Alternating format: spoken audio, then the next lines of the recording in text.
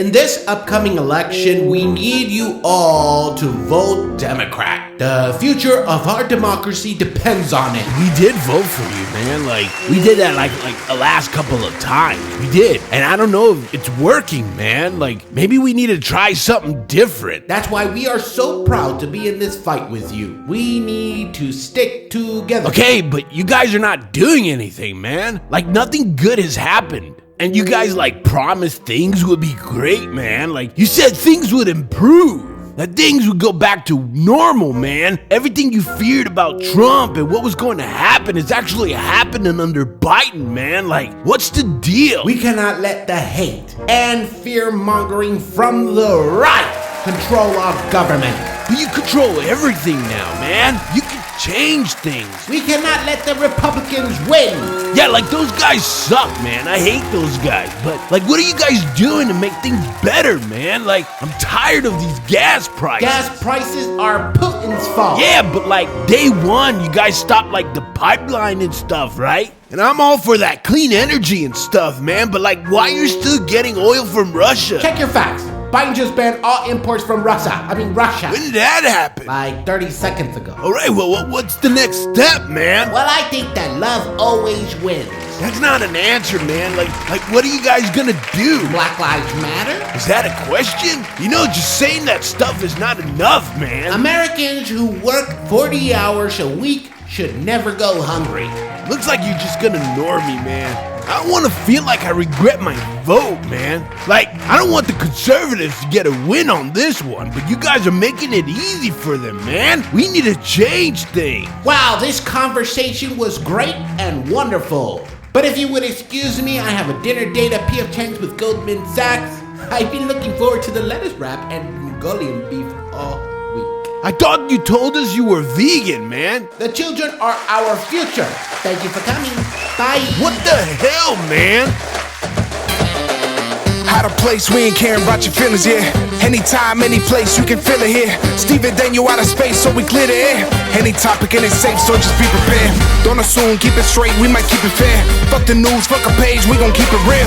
If you tune in, then you sick for real. Fuck a Bluetooth, we took the red pill. Every image in the video, talk about it. Different views on the subject, we must talk about it. At the end of the day, we just talking, homie. Only me in the room, but it's like a party. Introducing Stephen Daniel, author, artist, all around great fucking guy. Wait. Where did COVID go? We can't invade a country without being vaccinated. Wait. What about Canada? The truckers? What about Afghanistan? What about all the real evidence that proves Clintons were spying on the Oval Office? Seriously, out of placers, there's one thing I have to say about all this. They are good. They're good. But all of this is just going to blow past many people. This is why stupid stuff society accepted because of the Rona got passed. Did you know people didn't need to take the driver's test to get their license during the pandemic if they had a learner's permit? They were worried about people getting in the car with the instructors because they were scared that the people would spread Rona. So their solution was to give them the license that enables them to get on the road with other people even though they have no experience driving and can potentially put everybody on the road at risk. The sheep spends its whole life fearing the wolf, only to be eaten by the shepherd. And once you understand that, you understand how things really work. Today, I'm not allowed to eat at a restaurant for being unvaccinated in Los Angeles, but tomorrow I can. Because of science. That sound bit was from the game Grounded. Has been my new addiction lately. Anyways, hello, out of placers. I hope you had a fantastic month, even though things have been a little crazier compared to last month. I still can't believe that changing a picture on a box of pancake mix didn't result in world peace. For this episode, I explain why I think family and friends suck. Britt talks AYCE. Make sure you stay tuned to find out what that means. And we got our King Ducky show debut where King Ducky talks cancel culture. So grab your favorite drink and enjoy the episode. Time to get touchy. Get ready to be triggered. Sensitive topics. Oh, look, they're about to cry. All consensus will see. Nobody likes a snowflake. What is Steven's problem today? Family and friends suck.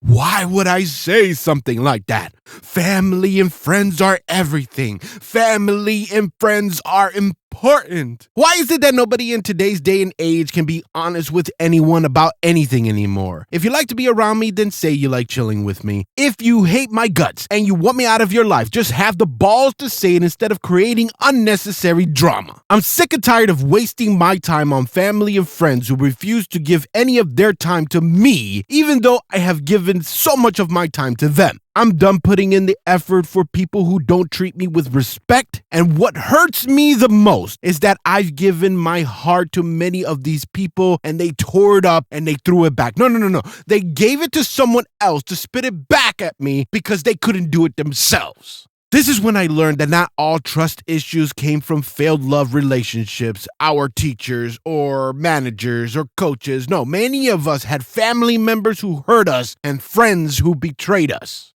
I've had family members who insult my weight, the people I hang out with, and also the things that make me smile. Then have the balls to say that I am the rude one for not spending time with them, for not calling them. Screw them. I completely accept the way they are, and I place them far away from me. Why? Because I am the CEO of my life, and I can hire, and I can fire, and I can promote the way I want to. I learned that when you cut off toxic family and friends, they will never tell people the full story. They will only tell others the parts that make me look bad and them innocent.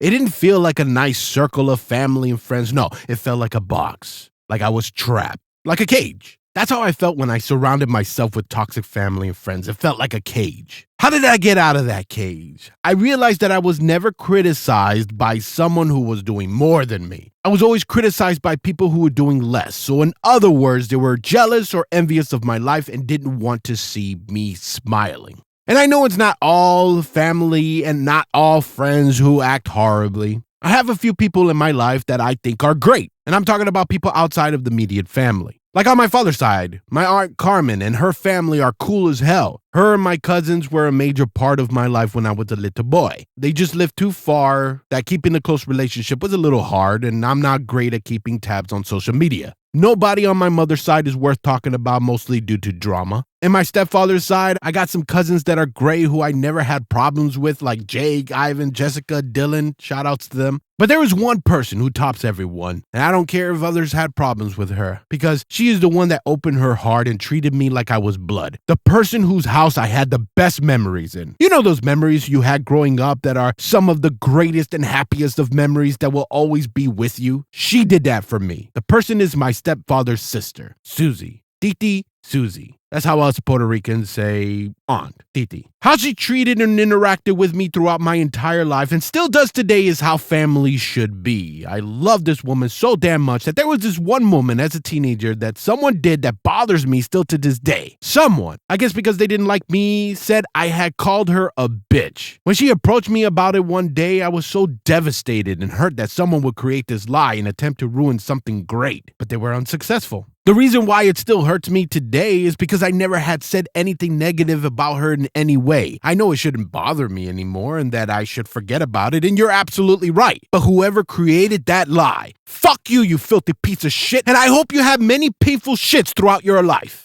I hope that you lovely listeners had or still have your own version of my awesome Aunt Susie. That woman will always have a special place in my heart. When it comes to friends, many of you already know, but for those of you who are listening to me for the first time, I don't have a lot of friends. I actually got like 3 friends that are not family. Why? I get along better with the opposite sex, so physically meeting up with female friends would not fly, or it's hard to do with my wife. And I respect that. I'm in a position where I am in love with my wife. We have been married for 14 years and been together for 17. I'm not looking for a fuck buddy or anything like that, because even though we have had it rough in the past, right now I feel like I truly found the love of my life, my soulmate. There are a couple of close female friends who I respect, and they respect me and my marriage, and I can tell it is a genuine friendship.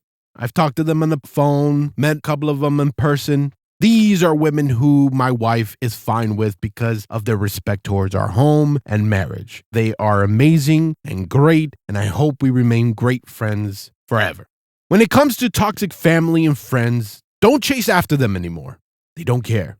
Don't send a text. Don't send an MLA format paragraph. Don't tell them your feelings. Don't force them to see your point of view because they don't care. I don't respond or get defensive with them anymore because if they like spending time with me, they're going to do so. And if they don't, I am completely content in my own company. You shouldn't be a supporting character in your family and friends' life when they were the main character in yours. Throughout my life, all I heard was family is family. Blood is thicker than water. Those are your grandparents. Those are your parents. What would you do if they died tomorrow? You would never forgive yourself if something happens. Remember this, listeners. If a toxic family member tried to say that, quote, that blood is thicker than water shit, read them the full quote because the quote they spew out is not the right quote. Many people don't know this. I only know this because of the military. A lot of military members understand this quote. The full quote says that blood of the covenant is thicker than the water of the womb, meaning that bonds that you choose to have in this life are stronger than the ones forced on you by your genetics.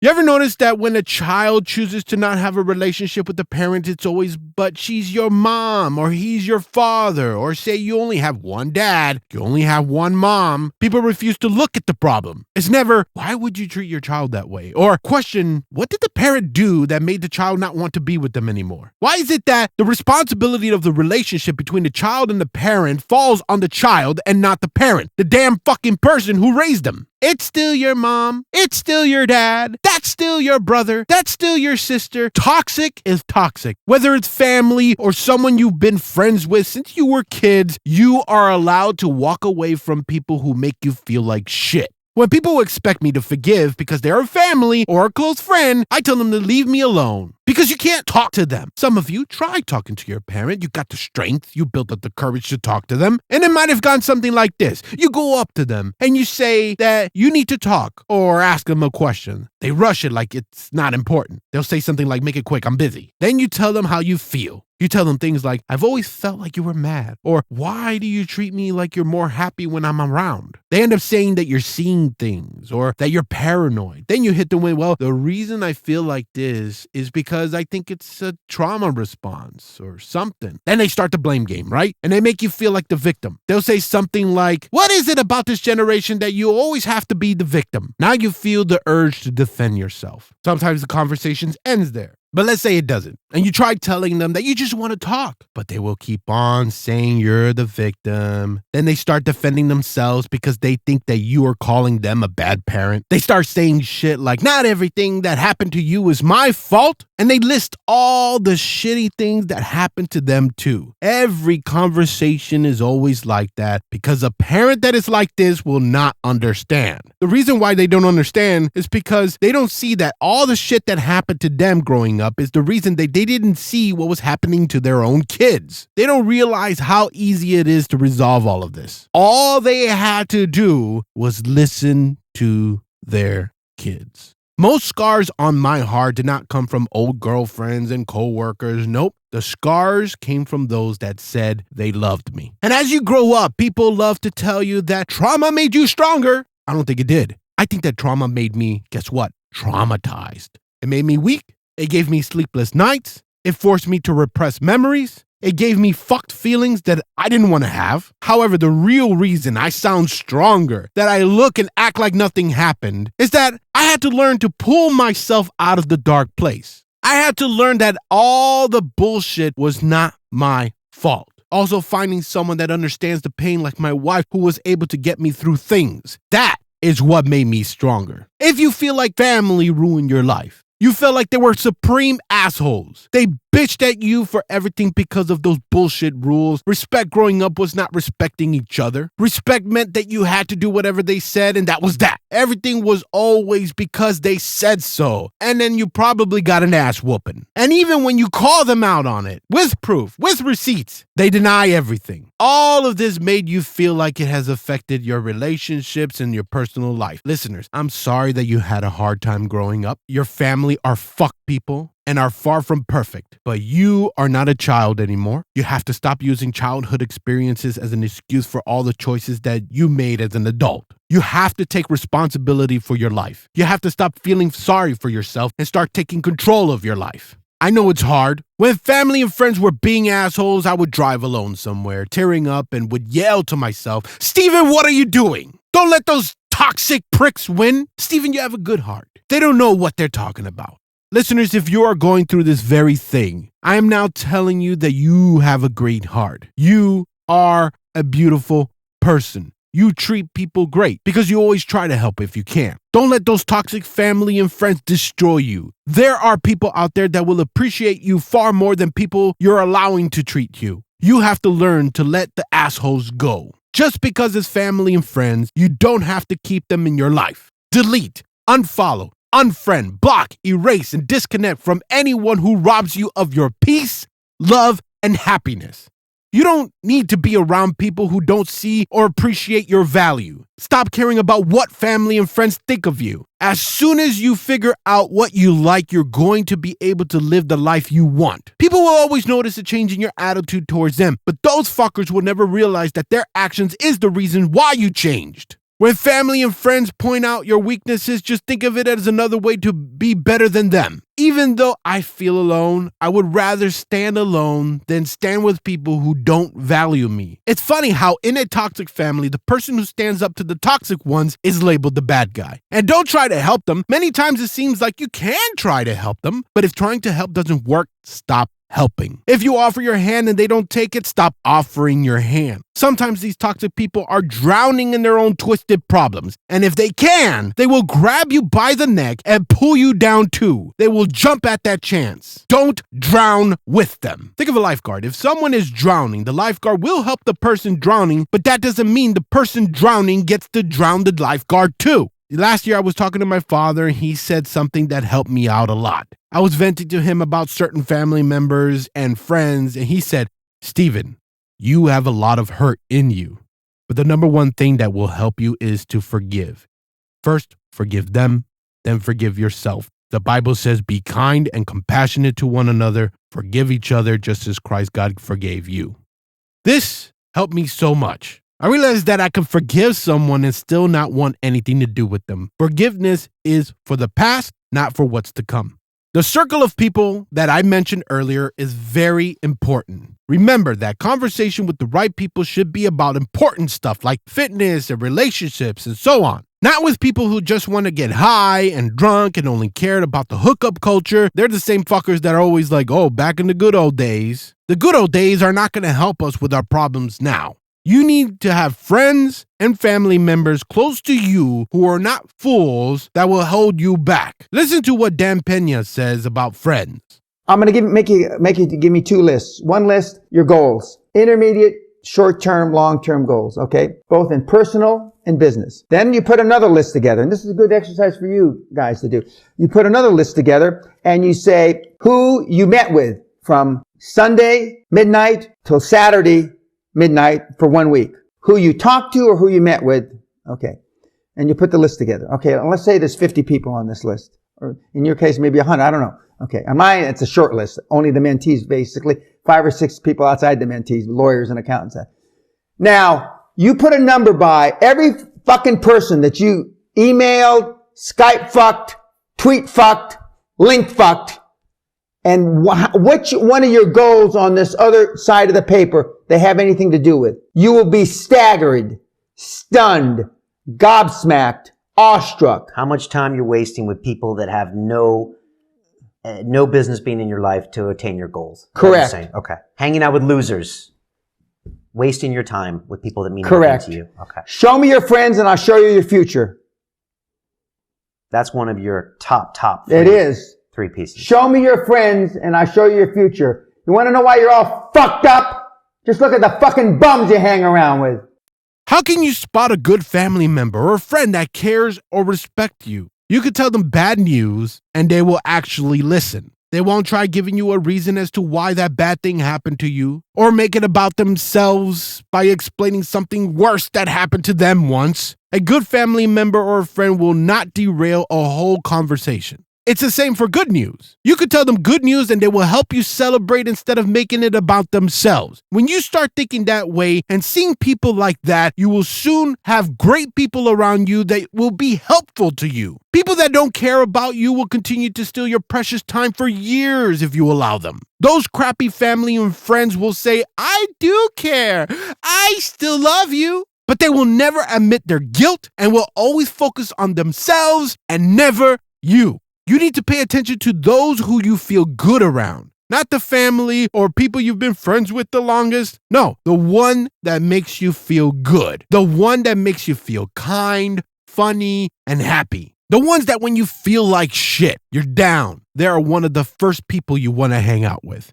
You don't want to be with someone that when you're out with them and halfway through, you're like, why the hell am I here? You need to hang around people that make you feel your best. Distance became my best solution. I don't argue. I no longer react. I just simply keep my distance. And I'm happy. I'm more than happy. I am fucking great. Another thing that helped me sort out bullshit family and friends was with technology. I stopped texting people first to see how many people hit me up. I stopped being the one sending a text or calling or setting up a meetup. I wanted to see how it was to be on the receiving end. I was surprised to see how many people reached out and how many people didn't. I won't lie, it made me sad. It's not like I was testing this like, oh, see what happens in the 2 days, a week. No, I'm talking months. Seeing how many people reached out within the year. That was one of the reasons that sparked the I'm Lonely episode. Even though there are a very small amount of people that actually call me to say, hey, and don't mind spending a couple of hours talking to me, I'm super happy. To those that take the time to call me and say hi and not just want something from me, I appreciate what you do. When you call or text or message me on social media, it tells me that I'm important to you and that I matter. It helps me know who to send my love to. And I fucking love you. You know who you are. In tennis, the ball is supposed to go back and forth, right? But if you realize that you're the only one hitting the ball and the ball doesn't come back, it's time to reevaluate your family and friends. You want to know who your reliable family and friends are? Go through hell and watch who comes with you. When should you cut them out? You tried sitting down to talk about your differences and anything that may have happened, but they get very upset and start blaming you for everything. They get overly sensitive and act like a child. They don't want to hear your point of view. They don't care about how you feel. They make it all about them and not you. They will demand that you apologize. That's when you know that he or she does not love you and will never be willing to work things through. We all have a breaking point. And because life is too short, you need to not be around people that make you feel dread when you're around them. People who always cause drama. People who want to argue all the time. People that mentally and physically abuse you. People that gaslight you. People that cause you nothing but stress. People that are judgmental. People that always guilt tripping you. People that disrespect you. People that blame you for their mistakes. People that always make you doubt yourself. People that will always help you when it benefits them. People that use gossip to manipulate and control you. People that try to get family members and other friends to go against you when you disagree with them. People that play childish games, and people that don't respect you. Life is too damn short. It will not be easy cutting out family and friends. Many of us don't want that. You might not see their behavior as abusive. Maybe it's all about loyalty to you. Possibly you feel guilty or scared, or maybe you love them too much. It will be hard to choose between yourself and a toxic family member or a close friend. But I'm telling you, that is the only way to save yourself from toxic family and friends. You need to give up the fantasy that they will change. You need to stop brushing off and pretending that they never emotionally abuse you. Check out this Steve Harvey clip that talks about this on his talk show. I have a really large family, and I grew up in a really toxic, negative environment. I was always kind of bullied and picked on. I help my family out financially, my siblings, and they just feel like they just used me. And as soon as they're done using me, they're back to just being mean to me and making me feel just like I don't belong. And I truly feel like I do things to overcompensate and to try to buy my siblings' love. And at what point do you cut off toxic family? Yeah, now. Let me help you. Now, that seems like it's easier said than done, but I want to show you something. if you come from a toxic situation, now you've grown up, God has obviously gotten you through it and allowed you to move forward in your life where you're doing well for yourself now. See, in spite of the toxicity, God has allowed you to come out on the other side. You're actually doing well for yourself now. See, here's what people do. Everybody's guilty of this, including myself. I've done it to myself. I can't tell you how many times. How many times has God gotten you through something and you stay right there? You keep referring back to it. You keep putting your foot back over in the frying pan. You keep sticking your foot in the fire. How many times has God brought you through something and you stay there mentally? You keep beating yourself up for the baby you had. You beat yourself up for dropping out of school, flunking out of school. You beat yourself up for that relationship you stayed in too long. But he got you through it. He got you through this relationship with your family. Now, instead of you accepting the fact that he got you through it, you keep dabbling in it. You want them to be different, and they're not. Then you buy them something, they treat you good. Then as soon as they get through eating the dinner or using your car, then they right back to treating you funky. It's time to cut your losses. See, just because they family, and family can be some of the most detrimental people to you because you feel an obligation because they're your family. That does not mean you have to become them. It doesn't have to mean you have to stay back, keep going with them. Find yourself some really great friends. Because let me tell you something. I don't have a mother or a father anymore. I don't have my oldest brother no more. Two of my very, very best friends is gone. You can live in this world without your mother. A lot of people gonna have to do that. You can live in this world without your father. A lot of people can do that. But you can't live in this world without a friend. You have to have a friend.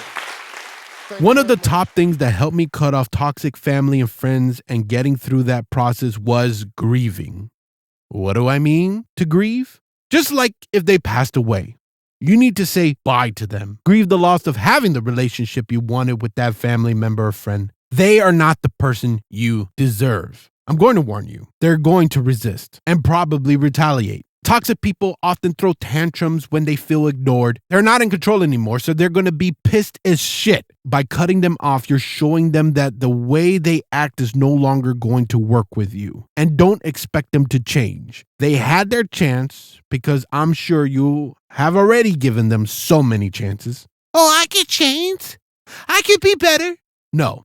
Toxic people don't care about what's good for them or what's good for people around them. They only care about their fuck problems and needs. The Bible says that we should forgive, but it also warns us against people who are deceitful, malicious, and abusive. Forgiveness is a must, but not unconditional restoration, which means going back to the unconditional love where you were able to love without any strings attached. It can happen, but it's more than likely not going to happen. The Bible says, walk with the wise and become wise, for a companion of fools suffers harm.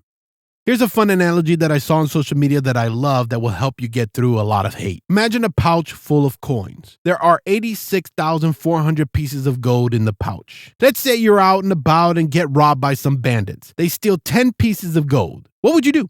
You would do nothing. You would just let them go because it's not worth risking the 86,390 pieces of gold you have left. You would just dust yourself off and just keep moving on. Now imagine we are given 86,400 pieces of time every day. Do not let someone's 10 seconds of hate and negativity ruin and steal from the remaining 86,390 moments you have left. They already wasted their time trying to steal from yours. Time is precious. Spend it wisely. The last thing I want to leave you with was something I heard a pastor talk about on YouTube. I want you to think of a $100 bill. It's bended like hell. It was stepped on, gone through the mud, a car ran over it, a dog ate it and crapped it out. A homeless dude held it for a few days. It's been through so many cash registers, so many purses and wallets. Knowing all of that, you are still going to want that $100 bill. Do you know why? Because it's never lost its value. You've been beaten. You've been bruised, you've been hurt emotionally, you've been kicked down and thrown away over and over again. But guess what? You still got value. You are amazing. You are awesome.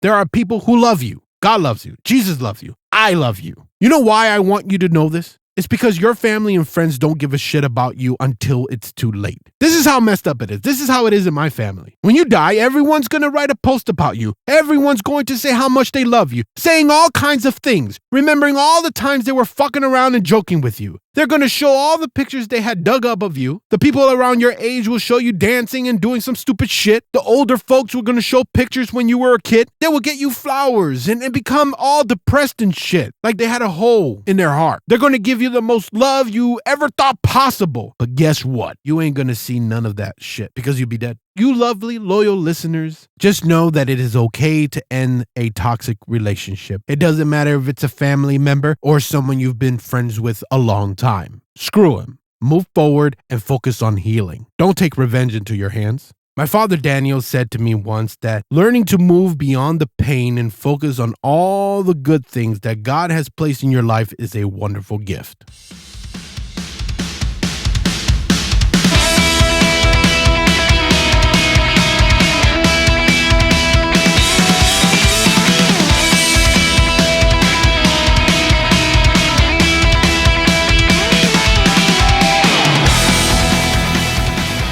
Sup? Wanna get an AYCE all-you-can-eat dinner tonight? Which restaurant? Barbecue? Korean barbecue? Sushi? What about Fat Lord of Heifers and Hogs? Alright. That sounds great. I gotta change my clothes so they don't get damaged from all those meat sweats that I'm guaranteed to have. Yeah, baby. And just kidding. I don't do those kinds of places anymore. Except for tomorrow with my bro, Rich Homie Quan. We're gonna go get some red beans and rice. Hold that rice. Now, my opinion about all-you-can-eat places is that they're not worth the price for my current appetite. Maybe yours, but I'm not you. I'm not that person that just won the record for jamming all that jello and the hot dogs in the pie eating contest just for showing off, you know? That's not me. I used to look forward to those all-you-can-eat places, but then I found that there's really no joy in being overstuffed, trying to get my money's worth from those steep prices. And there's those large fees that they try to charge you if you leave a little grain of rice on your plate, calling it excessive waste and the understood no doggy bag policy. I remember some times where I would make myself barf in bathroom stalls mid-meal so I could finish my mom's dinner, and Father Mike had no idea the sacrifice that I made for him, shoving the rest of his plain white rice down my gullet to save him an extra $5 measly. I mean, I consider rice filler food, so why the hell would you order it for an all-you-can-eat dinner? Oh, yeah. Everyone orders that except for me. I mean, am I crazy or are you crazy? I mean, why are you paying so much for rice? I'm ordering the shit like Wagyu or filet mignons or the scallops. What about those delicious Rocky Mountain oysters? I do not want any of those things that you can find at a $1.25 tree clearance rack. You hear me? I took my Grammy to all-you-can-eat sushi once, and I remember us struggling to finish the I eat my ass roll. So she decided that she would help save the day by shoving some of that roll into a napkin, and then she stuffed it in her purse. So we forgot about it, and her purse smelled like ass for weeks. Until her 70 cats decided to give it that paper shredder treatment with their claws.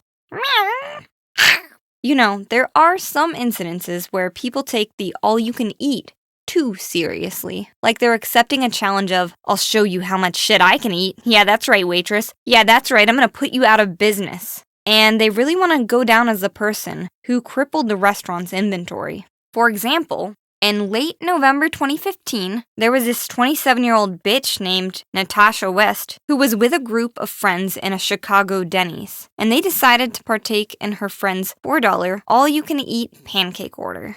The waitress informed the friend that the offer only applied to one person at the diner, and this angered Natasha. She didn't want to spend those $4 measly, so she tried to sucker punch the waiter, and she spewed out some profanity, probably like, "You don't know me, you motherfucking pancake Nazi!" Natasha then gathered together her infant clown posse, and they exited the Denny's without paying. On the way out, Natasha even kicked the front door a few times to show how unhappy she was with the service. Unsurprisingly, police tracked her down, and after the incident, they politely brought her back to the restaurant to see if she'd make some payment. This was not an important enough event in history for us to know what happened after that day. Did Natasha go to jail? Did she go back for more pancakes? This story We established a rule, right? You can't just bring in your family of 10 and pay only $4 for your whole gang to eat pancakes. You're gonna be paying $40. Each person is gonna have to pay the cost of those pancakes. Unless one of those is a toothless baby, that doesn't count as a person yet. Although I try to avoid all-you-can-eat diners like the tithe basket at a Catholic church, I do have 5 rules to live by if I absolutely must go to those places. You know, sometimes you're doing a hard workout session on the playground monkey bars, trying to outdo 10-year-old Charles and his bitchy little sister, and you just need unlimited meat to revive yourself. Hey, no judgment. Fuck you, Charles. So let's go over those 5 rules. Do not buy any beverages. Not that Perrier. The table water. Those fancy-ass drinks are usually half the cost of your meal. All of a sudden, this affordable, diverse dinner costs as much as your college textbooks. You're replacing room in your gut with these calorie-ridden umbrella drinks. Rule 2. Free stuff by checking in online is a must. You're gonna check it on Yelp. You're gonna check it on Facebook. You're gonna check the signs at the door and see if there's anything you can sign up for. Yes, sign up for all those email distribution lists for the restaurants in your area. And remember, it's not spam if you're saving a buck. And it's always your birthday if they don't check IDs. You get me? Hey, I never said you couldn't have a drink if it wasn't on the house. That does not contradict Rule 1. Number 3, if they say it's 1 item per person, you better get that 1 item. It's okay to have your full meal be made up of only those exclusive items. These are the things that you're probably too cheap to make yourself with ingredients at your grocery store. So, seize the day and go for it, baby. 4. If it's the special of the week, do not resist. It might not be here next week, so go ahead and try the poo-poo poutine platter. Say that 5 times fast. Last, but most important, never skip the dessert. You always have room for it. Imagine everything stacking in your body all the way up to your throat. But it's not stacking perfectly. It's not Tetris, the perfect score. There's little crevices. You can always make room for ice cream. Think of that ice cream melting, liquidy, filling in all the gaps. Perfect. You never skip dessert. Why? Because you barely pay for it at those extra nights. Maybe you only get dessert during your actual birthday meal. That seems ridiculous. Why would you pay $10 for a cheesecake slice, especially when it came from Sam's Club anyways? Now, excuse me, I've got to participate in this 10-hour sexathon. I'm just trying to get hungry enough for tomorrow's all-you-can-eat red beans and rice minus the white filler rice. Peace! Out of places, you know what time it is? It's the King Ducky Show. Quack a lot of you again like you don't give a fuck. Come on! I can't hear you quacking, y'all. Come on, quack, quack, quack, quack, quack. Hi, Out of Placers. My name's Ducky. First off, starting off my segment here in the King Ducky Show, I'd like to say thank you to Steven and everybody here on the Out of Place family for allowing me to come in and just have a little section on the show just to chat and talk to you guys. Okay, so now that we have that out of the way, I'd like to go ahead and start off on this topic. So I'm going to go ahead and be talking about today is pretty much cancel culture and why does it exist? In my head, it doesn't make sense. If you're mad at it like a YouTuber or something someone said on Twitter, just hide the post. But no, here some people are. We got some Karens, some angry people that are mad at the world for no reason. It's insane. I was watching my favorite YouTuber and he literally got canceled for watching TikToks. Like, I get it. If you pull a Bill Cosby or a Cardi B, yeah, cancel him for that because that's terrible. You're a terrible human being and you shouldn't be doing that. But if you're watching TikToks and doing something every normal human does, then I don't see why you should be canceling people. Especially if it's something that they did way back in their past and they're not that type of person anymore. So say someone used to steal when they were 4 years old. 100% people would get canceled for that today. They would get every social media account, any sort of following they had would be destroyed by these people online. Or just the fact that if you eat meat in front of a camera, you're gone. You're done for. Any sort of thing that you've wanted to do is gone. One of my friends, I'm not going to say his name because he's actually getting canceled right now. He kind of deserves it because the way he acts, the way he talks, he treats people like absolute garbage. He deserves to have his name put out there as a terrible person. And that's something that I agree with. Another one of my friends, he's getting canceled. Sorry about laughing. For literally eating a sandwich. on Twitter in our little group of people that are following us. He's getting canceled for eating a sandwich. This stuff is crazy. I can't make this up. If I did, it'd be the best story I've ever told. Yeah, as a Twitch streamer and a voice actor, I have to be very careful about what I say and what I do. Because if I look at the camera wrong, or if I say something like that was funny, that's a joke, and someone doesn't take it as a joke, I'm done for. Do you understand how crazy that is? Why do we, as content creators, as entertainment people, even this show, 100% could get all of us canceled? The words I'm saying right now about cancel culture could 100% get me canceled. Oh my goodness, King Ducky hates cancel culture? Cancel him. We all know somebody who sounds like that. Go ahead and shoot them a message and say, don't cancel me.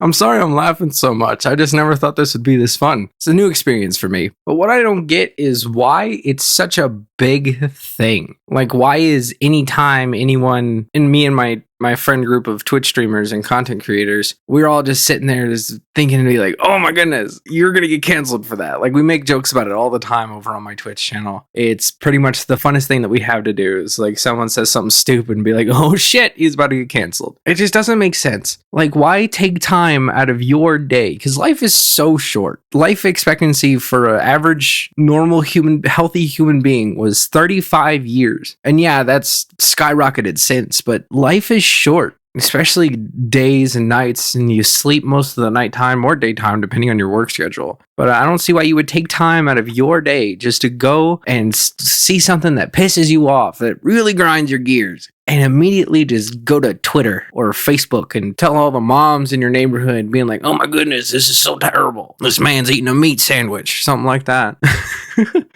We all know someone who sounds like that too. Mine is my dad. What a great guy. If you want to go ahead and do something for me, if you see something today or whenever you listen to this, next time you see something that just really grinds your gears, get you going, just hide that from yourself or just don't look at it. Just scroll past it. You see it on TikTok, if you see it on Twitter, if you see it anywhere. I actually got yelled at. Didn't think I was going to get canceled for it, but who knows. I promoted a tweet on my Twitter and dude literally took 4 hours out of his day to just come yell at me. He said, imagine paying to get people to see your tweet. Of course I'm going to pay people to see my tweet. I don't have that many followers on Twitter, and I want people to know that my Twitch is there. I want to invest in something that I care about, which is my Twitch stream. I care a whole lot about it, and I try to invest into it. But this dude literally took time out of his day to get mad at me for it when he could have been, I don't know, talking to his parents, looking for ways to better his life or something like that, you know? Don't ruin your day getting mad about something someone else did. Doesn't make any sense. We spent 3 hours going back and forth over that one Twitter. He eventually stopped talking to me, but it's fine.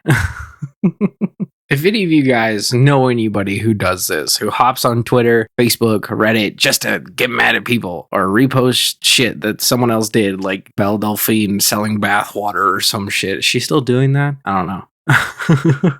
If you see someone doing that, just tell them to go drink a tea or a coffee or go take a nap or eat a Snickers. You know, you're not you when you're hungry.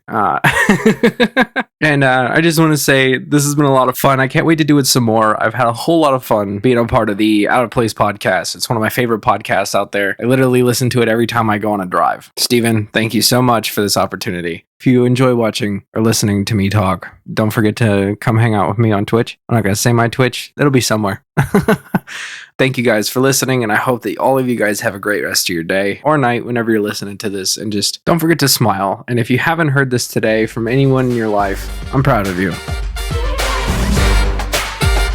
Thank you for listening to this episode. If you like the show, leave a like, leave a comment, submit a rating on iTunes, subscribe, follow, and ding our bell or whatever it is you want on the platform you're listening to this on. Just show us an Out of Place some love and tell and share with other people this podcast. If anything I said in this episode offended you in any way, we don't care. Cry to your mommy. Or anybody that will listen to a sensitive snowflake like yourself. Just know and understand, no one cares. Other than the music streaming service you're listening to this on, you can also find this podcast on YouTube. I would like you listeners to show some love to our host Britt Nolan and our new host King Ducky. If you like them and you enjoyed what they're saying, you want to contact them, click the links next to their name in the description. It will take you right to their platform. To our loyal listeners who made it to the end, we love you, we appreciate you, goodbye, and always remember to smile.